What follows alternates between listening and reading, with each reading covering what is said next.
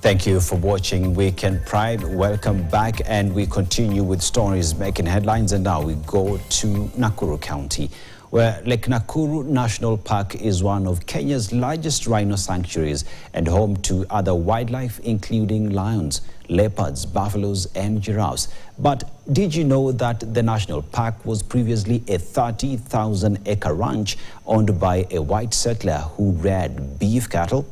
Our reporter Ken Gashuhi met with 95-year-old Thelma Hall, who was the ranch manager, and prepared the following report on the transformation of the park. A serene environment at L.Nakuru National Park, where fauna and flora coexist harmoniously, offering breathtaking views and a sanctuary for a diverse range of wildlife, including bird species and the endangered rhinos.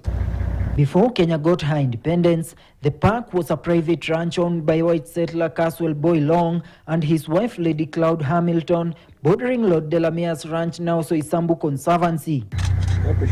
Thelma Hall and her late husband John Hall were the managers of this farm known as Nderit Estate, where Boy Long kept beef cattle. Memories of their stay here still fresh on her mind. I have stayed here for many years. We first came here in 1957. It was a cattle ranch, a 30,000-acre cattle ranch, and my father was asked to run it. Thelma, who is now 95 years old, and her 76-year-old daughter often return here several times a year, reminiscing the memories they had at the park, including running into lions while checking on the cattle. During their visits, the two live in this old farmhouse that has survived the test of time and elements of weather. It was constructed in 1924 and is now part of the luxurious L.Nakuru Lodge. We came here, we lived here right where the lodge is now until 1964, and then we had to move. But it was fantastic, and we come back and we remember everything. These houses were constructed between 1924 and 1929, have been preserved, giving a chance for local and international tourists to learn the history of the national park and the country. You don't destroy history. When you talk of the current bricks, and when you talk of the Norfolk, when you talk with the many, you don't forget to talk at L.Nakuru Lodge, which is the Nderit house. After independence, Nderit Estate was taken over by the Kenyan government and transformed into a national park. The whole family relocated to their Enasoit ranch in Laikipia.